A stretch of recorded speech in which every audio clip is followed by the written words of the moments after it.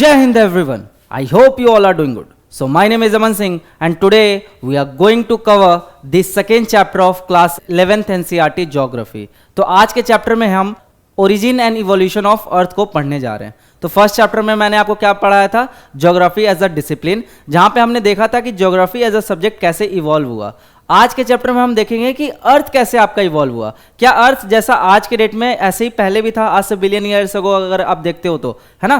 तो चलो चैप्टर को शुरू करते हैं। बहुत मजा आने वाला है इस चैप्टर को पढ़ने में। तो एक स्टोरी फॉर्मेट में इस चैप्टर को पढ़ेंगे और इस चैप्टर से आपके बहुत ज्यादा क्वेश्चंस नहीं बनते हैं। हाँ, अगर एक दो क्वेश्चन बन जाते हैं हाइपोथेसिस वगैरह से या बिग बैंग थ्योरी से, तो वहाँ हम देख लेंगे कहाँ से आपके पोटेंशियल क्वेश्चन फॉर्म हो सकते हैं आपके एग्जामिनेशन में। अदरवाइज आपको एक स्टोरी फॉर्म में याद रखना है कि आपका अर्थ का फॉर्मेशन कैसे हुआ, ठीक है, जो लाइफ फॉर्म्स है उनका ओरिजिन कैसे हुआ, इवन एटमॉस्फेयर कैसे बना। तो एक एक करके देखते हैं। पूरा स्टेप वाइज मैंने पूरा प्रेजेंटेशन बना रखा है, आपको समझने में आसानी रहेगी। अगर आप डायरेक्ट एनसीईआरटी पढ़ने जाओगे तो वो आपको समझने में थोड़ी सी प्रॉब्लम आएगी, क्योंकि वो एकदम पैराग्राफ के फॉर्म में लिखा हुआ है, राइट। तो देखो, सबसे पहले this unit deals with origin and evolution of earth, interior of earth, Wegener's continental drift theory and plate tectonics, earthquakes and volcanoes। तो जो ये यूनिट 2 है ना, तो यूनिट 2 में ये सारे चैप्टर हम एक एक करके देखेंगे। तो आज के चैप्टर में हम देखेंगे पहला topic origin and evolution of अर्थ। उसके बाद हम इंटीरियर ऑफ अर्थ के बारे में देखेंगे,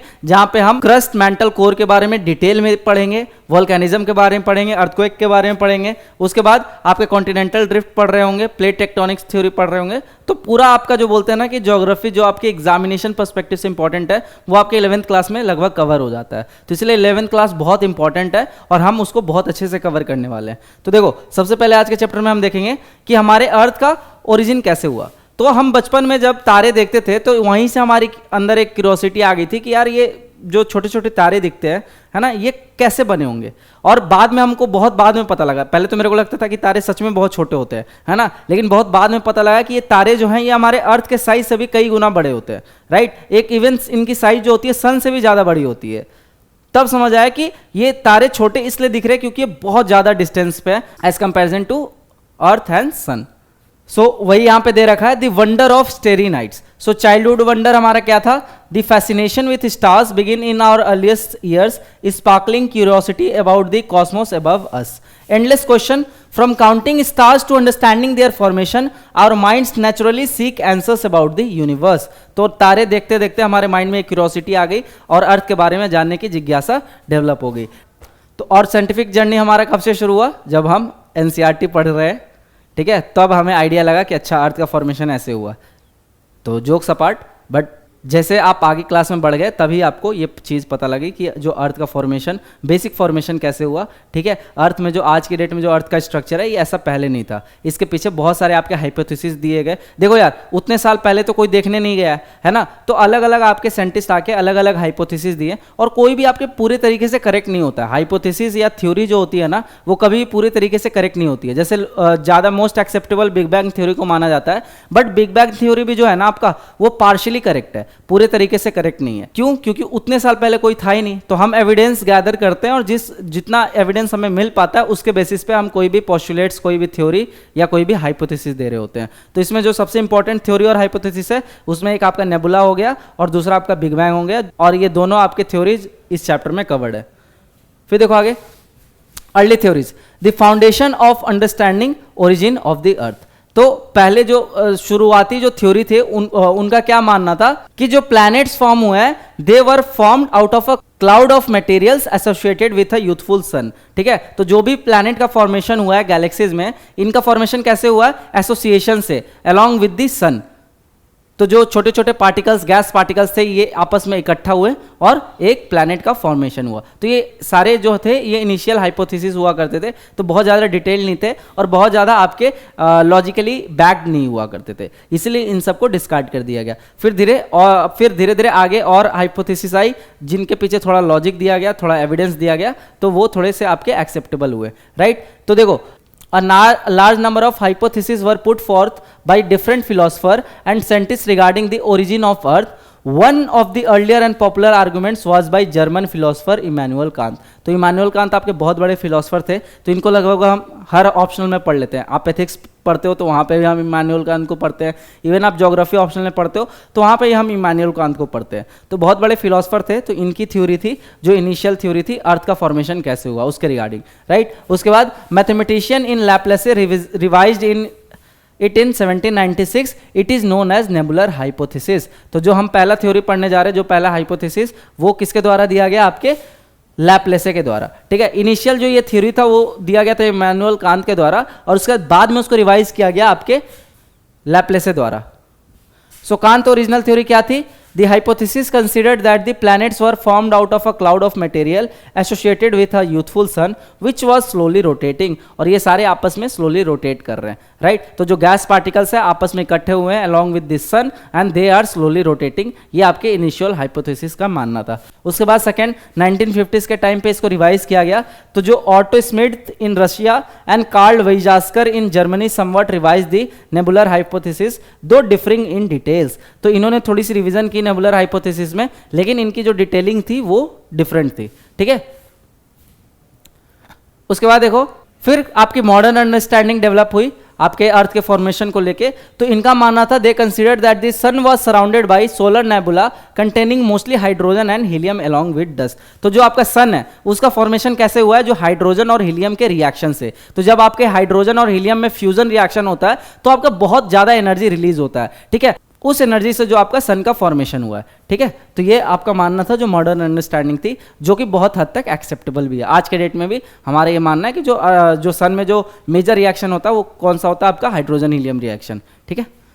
फिर the friction and collision of particles led to formation of a disk shaped cloud and the planets were formed through the process of accretion. तो जब आपका हाइड्रोजन हीलियम रिएक्शन हो रहा था और जब आपका रोटेशन हो रहा है, कोलिजन हो रहा है, इसके वजह से क्या हुआ कि जो आपका प्लैनेट था ये एक डिस्क शेप में कन्वर्ट हो गया, राइट। और जो पार्टिकल्स थे ये आपस में एक्रीट हो गया। एक्रीट मतलब इकट्ठा हो जाना, और इकट्ठा होके आपके एक प्लैनेट का शेप ले लिए। तो ये मानना था जो मॉडर्न थ्योरीज है। उसके बाद देखो आगे, However, scientists in later period took up the problems of origin of universe rather than just the earth or the planets. तो मॉडर्न टाइम पे जो आपके साइंटिस्ट आए वो सिर्फ प्लैनेट्स के बारे में उन्होंने प्लैनेट्स के फॉर्मेशन के बारे में जानने की कोशिश नहीं की, बल्कि वो पूरे गैलेक्सीज में जो भी प्लैनेट्स आपके प्रेजेंट हैं, जो भी आपके सेलेस्टियल बॉडीज प्रेजेंट है, उनको भी जानने की कोशिश की मॉडर्न टाइम में। इससे पहले सिर्फ आपके प्लैनेट पे फोकस किया जा रहा था, सन पे फोकस किया जा रहा था, ठीक है। लेकिन बाद में पूरे जो गैलेक्सीज में जो भी आपके इंटरस्टेलर बॉडीज हैं, जो भी आपके सेलेस्टियल बॉडीज प्रेजेंट है, उन सब के बारे में जानने का कोशिश किया गया। फिर देखो आगे मॉडर्न थ्योरीज क्या क्या कहता है। एक तो एडवांस टेक्नोलॉजी इमर्ज हुई, ठीक है। तो modern telescopes and space missions have revolutionised our understanding of cosmic origin. तो जैसे जैसे टेक्नोलॉजी एडवांस हुई तो और भी बहुत सारे आपके स्पेस के मिस्ट्री रिवील हुए, अनवील बोल लो, अनवील हुए, ठीक है। देन एविडेंस बेस्ड साइंस, अब उसके बाद जो भी आपके थ्योरी आने लगे उनके पीछे एविडेंस बैक्ड होने लगे, right. So contemporary theories are supported by extensive observational data and mathematical models। और उसके बाद यूनिवर्सल पर्सपेक्टिव क्या था हमारा? Focus shifted from planetary formation to understanding the entire universe origin and evolution. तो मैं बता रहा था कि एक पर्टिकुलर प्लैनेट से फोकस शिफ्ट होकर हमारा पूरा जो इंटायर यूनिवर्स है उस पर फोकस गया, ठीक है। इंटायर यूनिवर्स में जो भी प्लैनेट्स है, जो भी आपके सेलेस्टियल बॉडीज है, एक्स्ट्रा टेरेस्ट्रियल बॉडीज है, उनका फॉर्मेशन कैसे हुआ उसके बारे में हमारा फोकस गया। So the transition from early philosophical speculation to modern scientific theory represent a fundamental shift in how we approach cosmic question. Today's theories are built on rigorous observation, mathematical precision and technological advancement. तो जो पहले आपके theories हुआ करते थे वो एक मियर speculation के बेस पे हुआ करते थे, ठीक है। उस टाइम पे इतनी एडवांस टेक्नोलॉजी और टूल नहीं हुआ करती थी जो कि मतलब कर पाए जो भी लॉजिक देते थे आपके फिलोसफर्स। लेकिन मॉडर्न टाइम पे क्या हुआ, क्योंकि आपके एडवांस टेक्नोलॉजीज आ गई, टूल्स आ गई, ठीक है, हाई रेजोल्यूशन आपके टेलीस्कोप आ गए, तो वहां से आपके जो भी थ्योरीज है वो बैक्ड होते थे मैथमेटिकल कैलकुलेशन पे और आपके ऑब्जर्वेशन बेस्ड पे। तो बोलते हैं ना इंपेरिकल ऑब्जर्वेशन बेस्ड पे। तो इसलिए ये सारी थ्योरीज जो है ये थोड़े से ज़्यादा एक्सेप्टेबल थे एज कंपेरिजन टू जो इनिशियल आपकी थ्योरीज हुआ करती थी, जो कि एक मियर स्पेकुलेशन पे बेस्ड हुआ करती थी। उसके बाद देखो आगे द बिग बैंग थ्योरी, ठीक है। तो बिग बैंग थ्योरी आपका क्या कहता है? तो बिग बैंग थ्योरी में भी मोटा मोटी कॉन्सेप्ट वही है, जैसे आप एक बैलून लेते हो, ठीक है। तो बैलून लेते हो और उस पर एक मार्क कर लो, ये एक्सपेरिमेंट आप कर सकते हो। तो एक छोटा बैलून लो, उस पर आप डॉट डॉट डॉट मार्क कर लो, वो डॉट जो है वो आपके प्लैनेट या स्टार रिप्रेजेंट कर रहे हैं। उसका जैसे ही आपका बैलून इन्फ्लेट करता है तो क्या होता है, वो सारे डॉट्स आपस में दूर जाने लगते हैं ना, एक दूसरे से अवे जाने लगते हैं। तो यही मानना था बिग बैंग का कि जो आपका पूरा यूनिवर्स, जो आपके अर्थ हैं, जो भी प्लैनेट्स हैं और जो भी आपका यूनिवर्स है, ये आपका कंटिन्यूअसली एक्सपैंड कर रहा है। ठीक है, तो ये थ्योरी एक्सेप्ट तो हुई, लेकिन ये भी आपकी थ्योरी कहीं ना कहीं पार्शियली करेक्ट थी, क्योंकि आपके यूनिवर्स में जो प्लैनेट के बीच का डिस्टेंस है वो तो बढ़ रहा है, लेकिन प्लैनेट भी तो आपस में बढ़ रहे हैं। ठीक है, प्लैनेट की भी साइज बड़ी हो रही है, तो उसको ये एक्सप्लेन नहीं कर पाया कि क्यों बढ़ रही है प्लैनेट की size. So the most popular argument regarding the origin of the universe is the big bang theory. It is also called as expanding universe hypothesis, और इसको किसने दिया था, एडविन हबल ने इन 1920। तो नाम याद रख लेना, ये नाम आपसे पूछ सकते हैं, बिग बैंग थ्योरी किसके द्वारा दिया गया।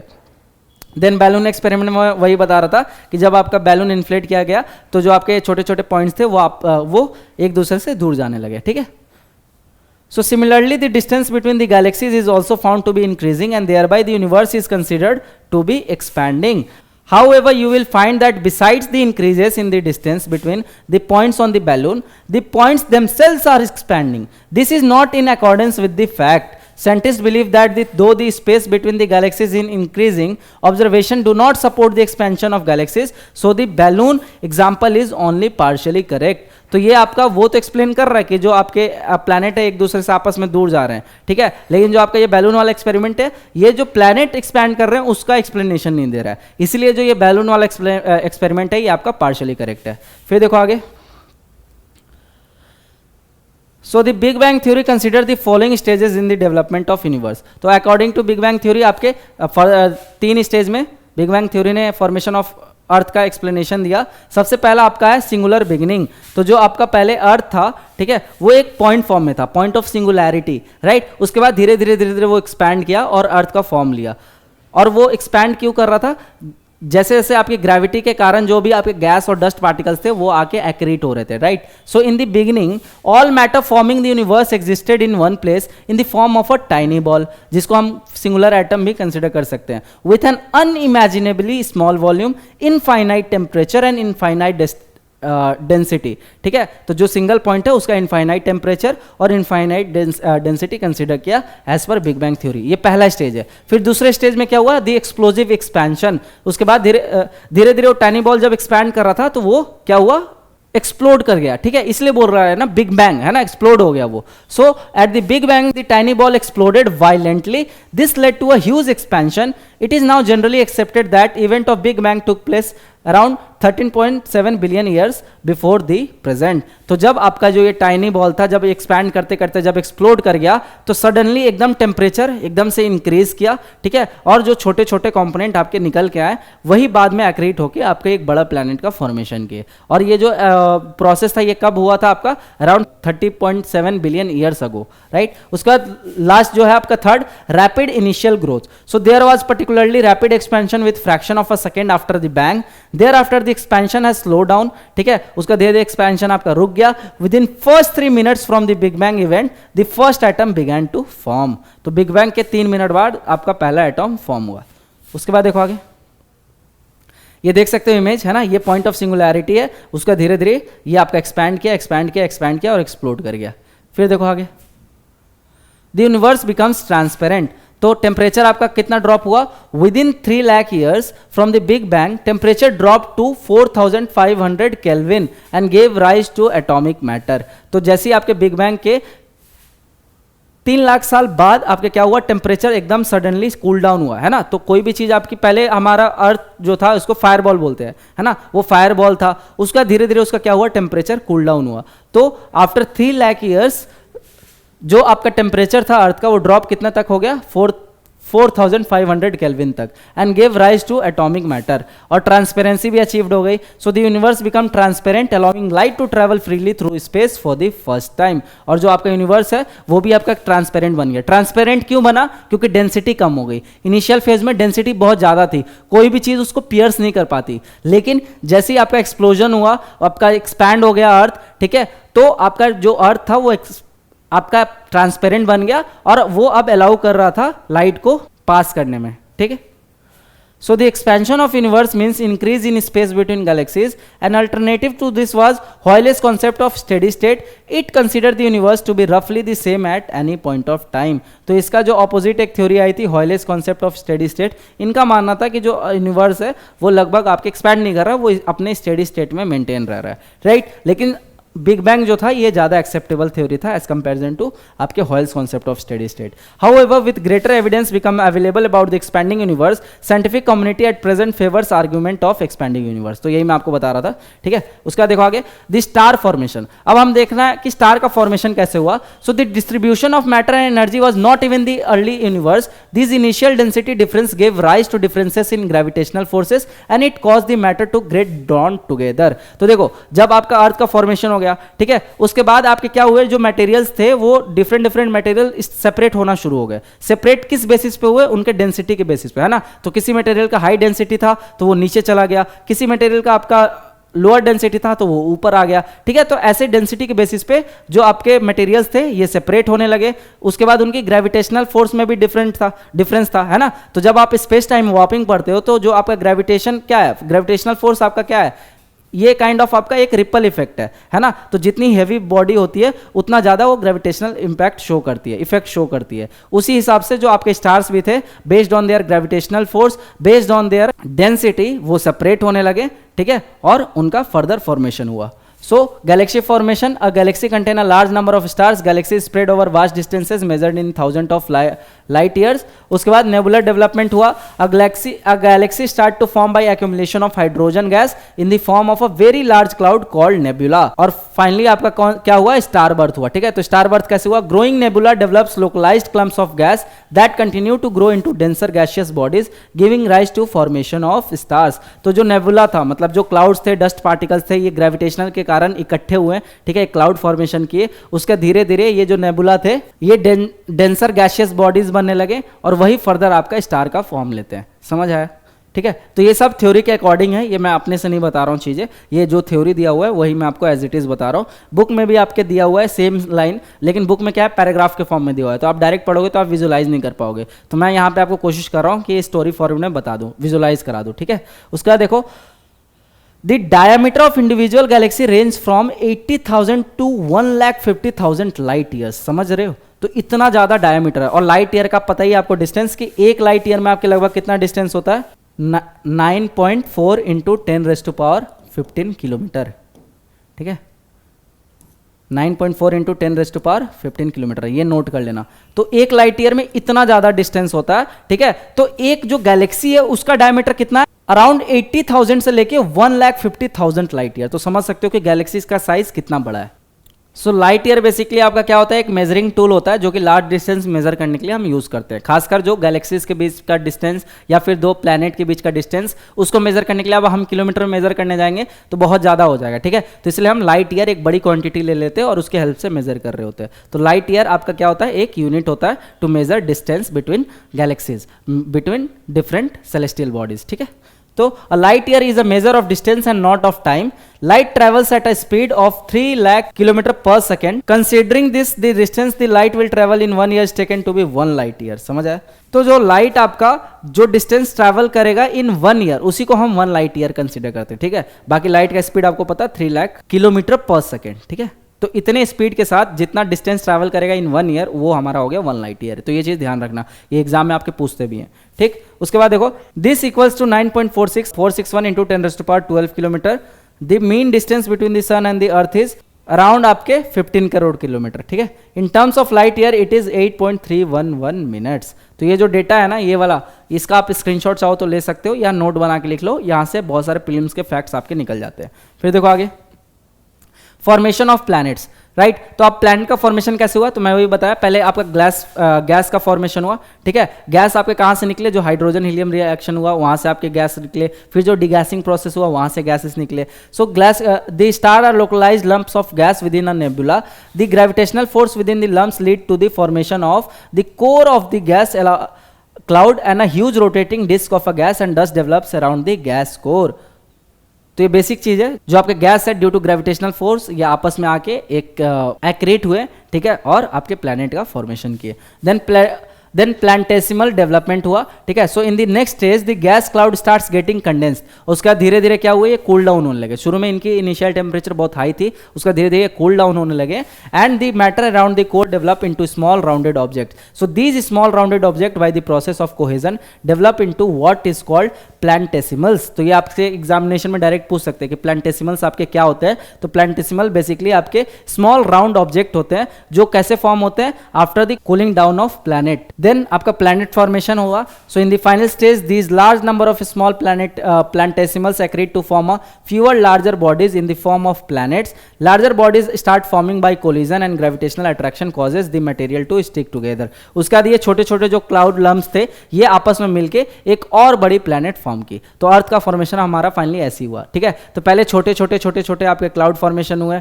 छोटे छोटे प्लैनेट्स बने, फिर वो आपस में कोलाइड करके आपके बड़े प्लैनेट का शेप ले लिए। समझ आया? तो प्लांटेसिमल्स यहाँ पे इंपॉर्टेंट था। प्लांटेसिमल का फॉर्मेशन कैसे हुआ, after the condensation cooling down of planet. समझ आया? ठीक है, आगे बढ़ते हैं। Evolution of Earth. So do you know that planet Earth initially was a barren rocky and hot object. तो शुरू में हमारा जो प्लैनेट अर्थ था वो ऐसे हरा भरा नहीं था, यहाँ पे पानी नहीं हुआ करती थी, ठीक है। जैसे आज के डेट में आप वाटर बॉडीज देखते हो, 70% से भी ज़्यादा वाटर बॉडीज है, उसके बाद 27% अराउंड आपके लैंड है, राइट। तो ये पहले ऐसा नहीं था, पहले एकदम बैरन रॉकी लैंड था, जैसे कि मून सरफेस पे आज के डेट में है ना। तो अब यहाँ पे पानी कैसे आया, इतना हरा भरा कैसे हुआ, लश ग्रीन कैसे हो गया अर्थ। तो ये आप एक सोचने की बात है। तो इसका शुरुआत मैं बताता हूँ कैसे हुआ। जैसे फॉर एग्जाम्पल मैं बता रहा था आपको कि जब सेपरेशन होना शुरू हुआ अलग अलग लेयर का, ठीक है। तो अर्थ में ना लेयर आपका बनना शुरू हुआ। जैसे फॉर एग्जांपल कुछ पार्टिकल आपके डेंसर थे तो वो क्या हो गए, अंदर चले गए, ठीक है, वो कोर के पार्ट बन गए। फिर जो आपके लाइटर थे, जो जिनकी डेंसिटी आपकी कम थी वो थोड़े थोड़े ऊपर आ गए, तो फिर मेंटल का फॉर्मेशन हुआ और फिर आपके क्रस्ट का फॉर्मेशन हुआ। उसके बाद क्योंकि आपके जो कोर वाले थे हायर डेंसिटी के थे तो वहां पे टेम्परेचर ज्यादा था, राइट, तो वो आपके मैग्मा चैम्बर में कन्वर्ट हुए। वहां से आपका क्या हुआ, डिगैसिंग हुआ, वोल्केनिक इरप्शन के थ्रू आपका डिगैसिंग हुआ। और डिगैसिंग होने के टाइम पे जो भी आपके अलग अलग पार्टिकल्स निकले, ज्यादातर नाइट्रोजन और ऑक्सीजन, इसके कारण आपका एटमॉस्फेयर का फॉर्मेशन हुआ। फिर एटमॉस्फेयर का जब फॉर्मेशन हुआ, राइट, उसके बाद कंडेंसेशन हुआ। कंडेंसेशन के बाद क्या हुआ, क्लाउड फॉर्मेशन हुआ और वो बारिश के फॉर्म में गिरा, ठीक है। तो आपको समझ आया पानी कहां से आया। अब वो पानी जब जमीन पे गिरा तो जो डिप्रेशन क्रिएटेड थे ना आपके अर्थ पे, ड्यू टू, अब वो डिप्रेशन कैसे क्रिएट हुए थे तो ये हम आगे पढ़ेंगे जब प्लेट टेक्टोनिक्स वाला मूवमेंट पढ़ेंगे। तो हमारे प्लेट जो है वो आपके मूव करते हैं कंटिन्यूअसली।